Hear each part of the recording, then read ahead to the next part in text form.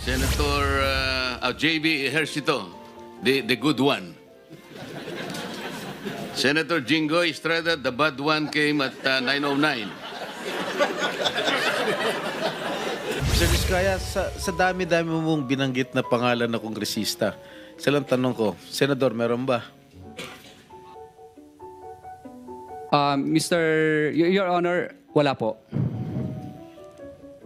Sigurado ka? Safe ka na. Sigurado po. I resent that statement, Mr. Chair. I resent that statement. Safe ka na.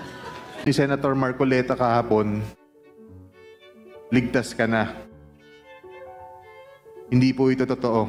Si Senator Jinggoy Ejercito Estrada, Senator Joel Villanueva, Yusek Robert Bernardo, at D. Alcantara. Si Senator Jinggoy po ay nagbaba ng 355 million ngayong 2025 sa mga ilang projects sa Bulacan. This is supposedly the allocation of which political personality? Senator Jinggoy Ejercito Estrada po, Your Honor.